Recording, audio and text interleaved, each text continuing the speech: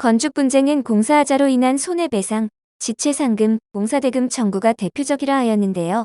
공사업체가 건축주로부터 공사대금을 받지 못한 경우 소송을 진행할 수 있다고 하였습니다.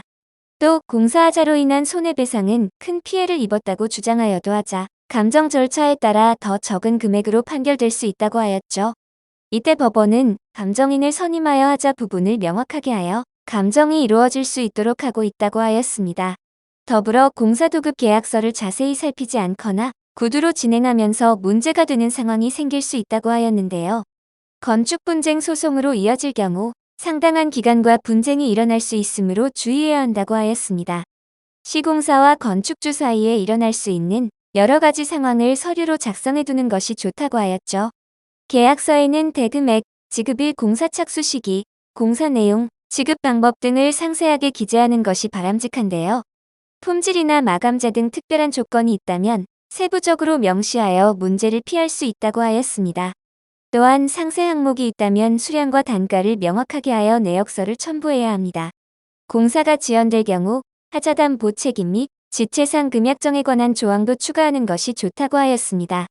건설 후 파손, 붕괴, 누수, 작동, 균열 등 하자가 발생하였다면 담보 책임 기간에 따라 시공사는 책임을 져야 한다고 하였는데요.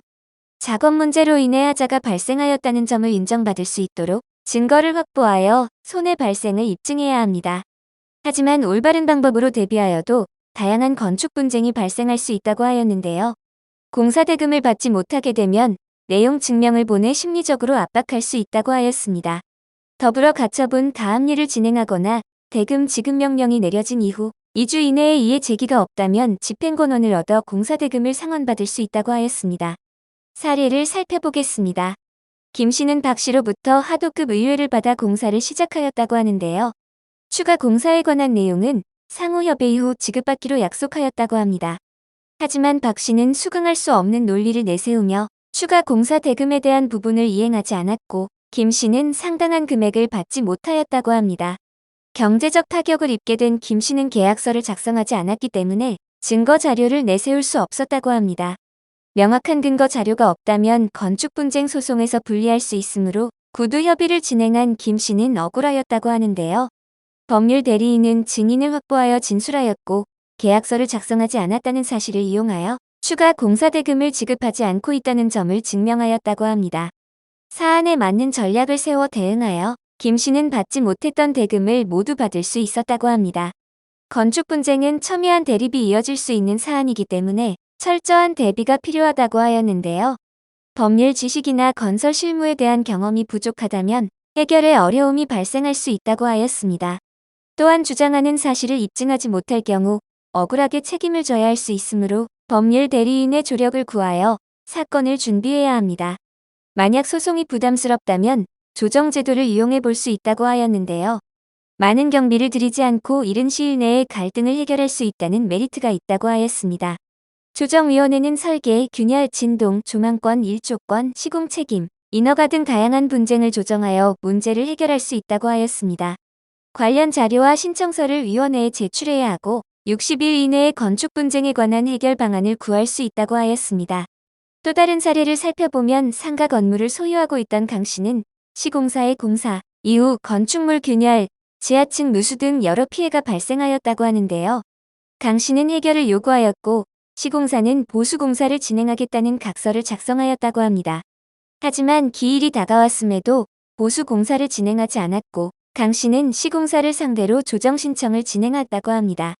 하지만 시공사는 피해가 있다면 협조하려고 하였으나 과도한 피해 보상을 요구하고 있어 강 씨의 주장을 따를 수 없다고 하였습니다. 조정위원회는 강 씨의 건물의 일부 보수를 진행한 사실을 확인하였고 피해 목록을 시공사에 전달하여 이행할 수 있는 부분을 확인하였다고 합니다. 위원회는 강 씨의 주장을 모두 인정하기는 어렵고 오히려 공사로 인하여 추가적인 환경 피해를 볼 수 있다는 점을 고려하여 보수 이행이 가능한 부분에 대하여만 보수를 진행하고 나머지 부분에 대해서는 위로금을 지급할 수 있도록 건축 분쟁을 조정하였다고 합니다. 하지만 공사대금 소송의 경우에는 3년 이내에 제기해야 하고 기간이 지나면 채권이 소멸한다고 하였습니다. 세금 계산서, 공사계약서, 지불각서, 하도급계약서 등 명확한 증거를 확보하여 법적 절차에 대비해야 합니다. 다양한 이유로 분쟁이 발생할 수 있으므로 시기를 놓치지 않고 해결 방안을 강구해야 한다고 하였는데요. 죄질, 피해 규모, 사건의 경위 등을 고려하여 올바른 전략을 세워야 한다고 하였습니다.